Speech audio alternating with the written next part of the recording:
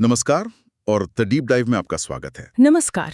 आज तारीख है 24 नवंबर 2025 और आज खाद्य प्रसंस्करण उद्योग मंत्रालय की तरफ से एक ऐसी घोषणा हुई है जो पहली नज़र में एक सामान्य सरकारी नोटिस लग सकती है। हाँ? लेकिन जब आप इसकी परतों को खोलते हैं तो एक बहुत बड़ी तस्वीर उभरकर सामने आती है। बिल्कुल, ये सिर्फ एक स्कीम की घोषणा नहीं है, बल्कि भारत के खाद्य उद्योग के भविष्य की दिशा में एक बहुत ही सोचा समझा कदम लगता है। हाँ, सरकार NABL मान्यता प्राप्त खाद्य परीक्षण प्रयोगशालाएं यानी कि फूड टेस्टिंग लैब्स स्थापित करने के लिए उद्यमियों को वित्तीय सहायता दे रही है। जी। और हमारी आज की सारी जानकारी प्रेस सूचना ब्यूरो यानी PIB द्वारा जारी एक आधिकारिक प्रेस विज्ञप्ति पर आधारित है। तो आज हम सिर्फ इस स्कीम की चीरफाड़ नहीं करेंगे।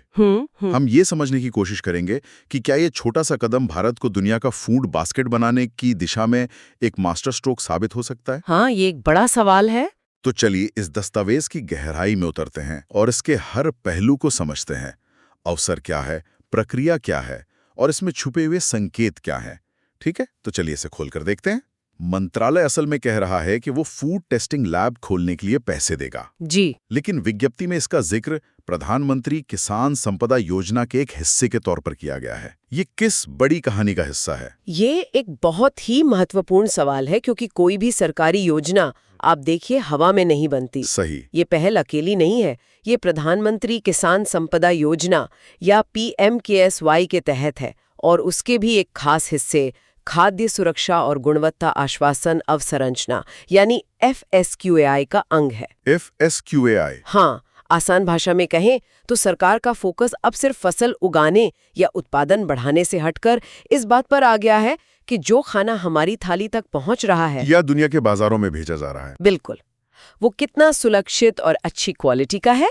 ये सप्लाई चेन के उस हिस्से को मजबूत करने की कोशिश है जिसे अक्सर नजरअंदाज कर दिया जाता था। ये तो एक बड़ा बदलाव है सोच में। बहुत बड़ा।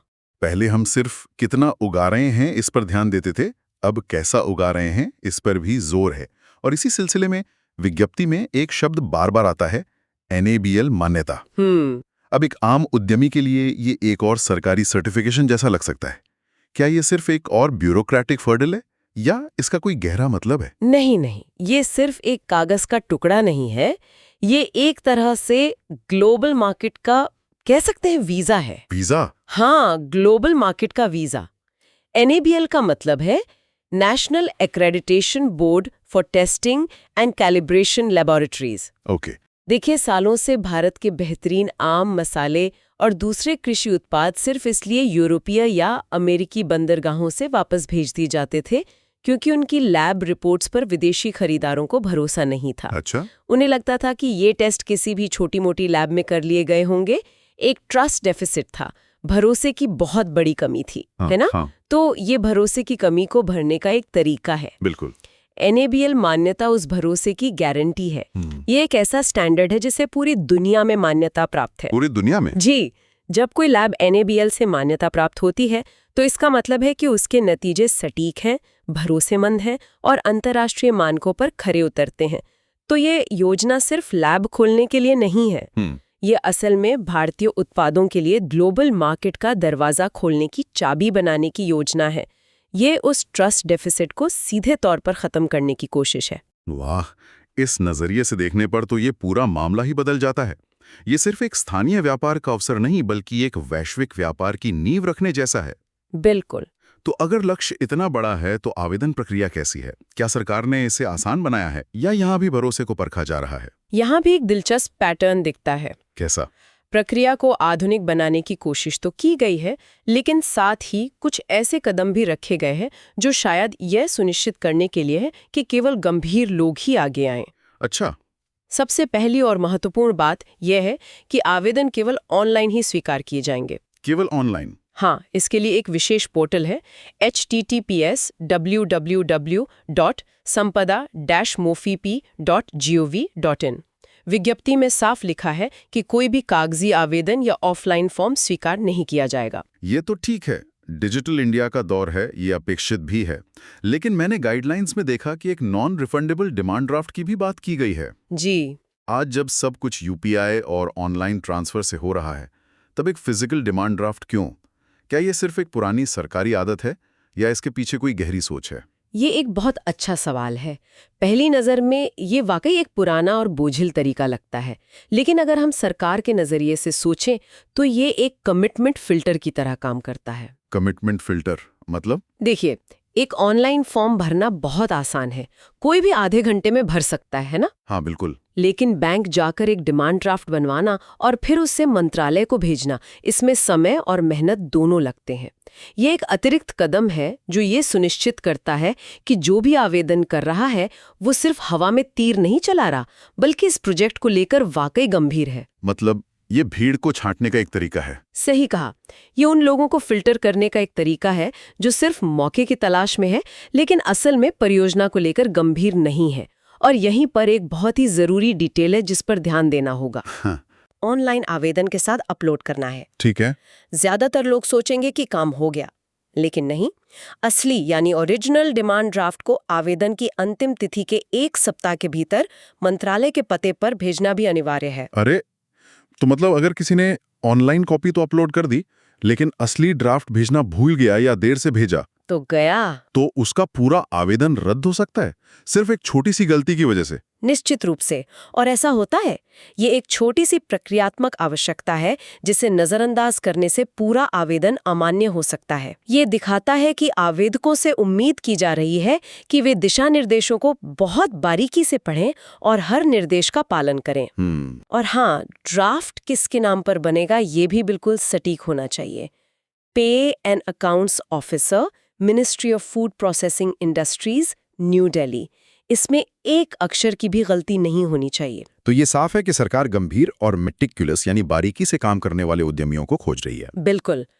तो ऐसे गंभीर लोगों के लिए कौन सी तारीख हैं जिन्हें कैलेंडर में लाल स्याही से मार्क कर लेना चाहिए? 2 तारीखें सबसे महत्वपूर्ण हैं। पहली है प्री बिड मीटिंग की तारीख, जो 2 दिसंबर 2025 को दोपहर 2:30 बजे होगी। 2 दिसंबर। और दूसरी, जो कि सबसे अहम है, वो है आवेदन जमा करने की अंतिम तिथि 20 जनवरी 2026 शाम 5 बजे। इस समय के बाद पोर्टल बंद हो जाएगा, कोई गुंजाइश नहीं बचेगी। 1 मिनट, ये जो प्री बिड मीटिंग है, अक्सर सरकारी मीटिंग्स बहुत औपचारिक होती हैं। क्या इसमें सच में कोई फायदा है या ये सिर्फ एक खाना पूर्ति है? क्या कोई उद्यमी सच में वहां जाकर अधिकारियों से मुश्किल सवाल पूछ सकता है और उसे सीधा जवाब मिलेगा? मैं कहूंगी कि ये इस पूरी प्रक्रिया का सबसे सुनहरा मौका हो सकता है। अच्छा।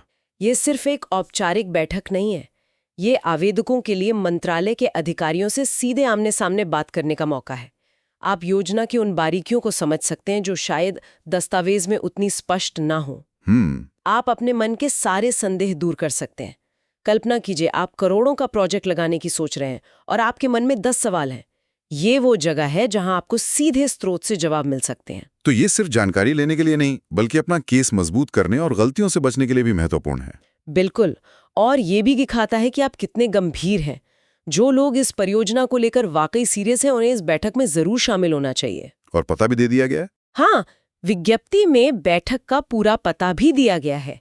कमरा नंबर 120, खाद्य प्रसंस्करण उद्योग मंत्रालय, पंचशील भवन, अगस्त क्रांति मार्ग, नई दिल्ली। अगर कोई दिल्ली नहीं आ सकता तो उन्हें पता करना चाहिए कि क्या वीडियो कॉन्फ्रेंसिंग का कोई विकल्प है, लेकिन यहाँ शामिल होना बहुत फायदेमंद हो सकता है। और मान लीजिए कोई बैठक में नहीं जा पाता या बैठक के बाद भी कुछ सवाल रह जाते हैं, तो क्या जानकारी के लिए कोई और खिड़की खुली है? हाँ, सरकार ने इसका भी ध्यान रखा है। विज्ञप्ति में साफ तौर पर लिखा है कि योजना के विस्तृत दिशा निर्देश यानी डिटेल स्कीम गाइडलाइंस जो 12 नवंबर 2025 को जारी हुए थे, वे मंत्रालय की वेबसाइट https://mofpi.gov.in पर उपलब्ध हैं। ओके। हर आवेदक को आवेदन करने से पहले उसे शब्द दर शब्द पढ़ लेना चाहिए और अगर फिर भी कोई सवाल हो तो एक टेलीफोन नंबर भी दिया गया है, 011-2640-6583। ठीक है, तो हमने एक बड़े विजन की बात की, एक पेचीदा लेकिन सोची समझी आवेदन प्रक्रिया देखी और एक स्पष्ट समय सीमा भी। जी। जब हम इन सब डॉट्स को जोड़ते हैं तो ये सिर्फ उद्यमियों के लिए एक वित्तीय योजना से कहीं ज्यादा लगता है। इसका असर आम आदमी पर, एक किसान पर या बाजार पर क्या होगा? इसका असर बहुत गहरा और बहुआयामी है। ये सिर्फ व्यापार के नए रास्ते नहीं खोल रहा है, बल्कि ये एक पूरे इकोसिस्टम का निर्माण कर रहा है। इकोसिस्टम कैसे? कल्पना कीजिए उत्तर प्रदेश के एक छोटे से गांव में कोई किसान अमरूद की एक खास किस्म उगाता है। अभी वो उसे स्थानीय मंडी में 20 रुपए किलो के भाव से बेचता है। लेकिन अगर उसके शहर के पास ही एक NABL मान्यता प्राप्त लैब खुल जाए जहां वो ये प्रमाणित करवा सके कि उसके अमरूद में कोई हानिकारक कीटनाशक नहीं है और ये ऑर्गेनिक है, तो वही अमरूद दुबई के किसी सुपरमार्केट में 200 रुपए किलो के भाव से बिक सकता है। 10 गुना ज्यादा। हाँ, ये योजना उस किसान के लिए ये दरवाजा खोलती है। वाह, ये तो वाकई एक गेम चेंजर हो सकता है जमीनी स्तर पर। लेकिन ये सब सुनने में तो बहुत अच्छा लगता है, पर क्या ये संभव नहीं है कि ये सारी शर्तें और NABL की जटिल प्रक्रिया छोटे शहरों के नए उद्यमियों को डरा दे? क्या ये योजना असल में बड़े स्थापित खिलाड़ियों के पक्ष में ज्यादा झुकी हुई है, जिनके पास पहले से ही सलाहकार और संसाधन है? ये एक बहुत ही जायज चिंता है। इसमें कोई शक नहीं कि प्रक्रिया जटिल है और एक बड़े कॉर्पोरेट घराने के लिए इसे नेविगेट करना एक नए उद्यमी की तुलना में आसान होगा। हाँ, लेकिन सरकार ने पात्र संभावित उद्यमी शब्द का इस्तेमाल किया है, जो इशारा करता है कि वो नए लोगों को भी मौका देना चाहती है। अच्छा। प्री बिड मीटिंग और हेल्पलाइन नंबर जैसे कदम शायद इसी खाई को पाटने के लिए हैं। और अंततः जो उद्यमी इस प्रक्रिया की चुनौतियों को पार कर लेगा, वो ये साबित करेगा कि वो अंतर्राष्ट्रीय मानकों पर काम करने के लिए तैयार है। ये अपने आप में एक गुणवत्ता की परीक्षा है। और अंततः इसका फायदा हम जैसे उपभोक्ताओं को भी मिलेगा। निश्चित रूप से। जब देश के अलग अलग कोनों में विश्वसनीय टेस्टिंग लैब्स होंगी, तो बाजार में बिकने वाले उत्पादों की गुणवत्ता भी सुधरेगी। सही। हमें यह विश्वास होगा कि हम जो खरीद रहे हैं वो सुरक्षित है। ये खेत से थाली तक की पूरी श्रृंखला में विश्वास और पारदर्शिता लाता है। और ये हमें वापस उसी बड़े सवाल पर ले आता है, क्या इस तरह का गुणवत्ता का बुनियादी ढांचा भारत को सिर्फ एक कृषि उत्पादक देश से एक विश्वसनीय उच्च गुणवत्ता वाले खाद्य निर्यातक देश में बदल सकता है? मेरा मानना है कि यह उस दिशा में एक बहुत ही महत्वपूर्ण और रणनीतिक कदम है। तो आज के हमारे इस गहरी पड़ताल को अगर संक्षेप में देखें, तो खाद्य प्रसंस्करण उद्योग मंत्रालय NABL मान्यता प्राप्त खाद्य परीक्षण प्रयोगशालाएं स्थापित करने का एक ऐसा अवसर दे रहा है जो सिर्फ एक बिजनेस नहीं बल्कि देश के निर्यात की तस्वीर बदलने की क्षमता रखता है। हाँ, और इस अवसर को पाने की प्रक्रिया पूरी तरह से ऑनलाइन है, जिसके लिए sampada.mofi.gov.in पोर्टल का उपयोग करना होगा। लेकिन इसमें कुछ महत्वपूर्ण ऑफलाइन कदम भी हैं जिन्हें नजरअंदाज नहीं किया जा सकता। बिल्कुल।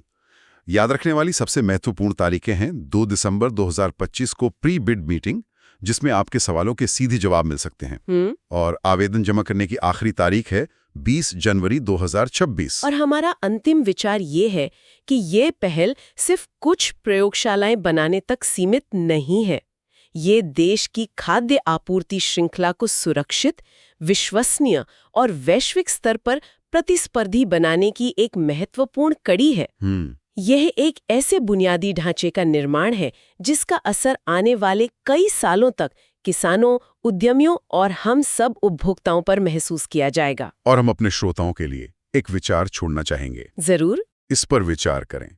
एक स्थानीय स्तर पर स्थापित प्रमाणित खाद्य परीक्षण प्रयोगशाला उस क्षेत्र के छोटे किसानों और खाद्य उत्पादकों के पूरे समूहों को एक सहकारी या फार्मर प्रोड्यूसर ऑर्गेनाइजेशन बनाने के लिए कैसे प्रेरित कर सकती है, ताकि वे सब मिलकर अपने उत्पादों को प्रमाणित करवाकर सीधे बड़े राष्ट्रीय और अंतर्राष्ट्रीय बाजारों से जुड़ सकें।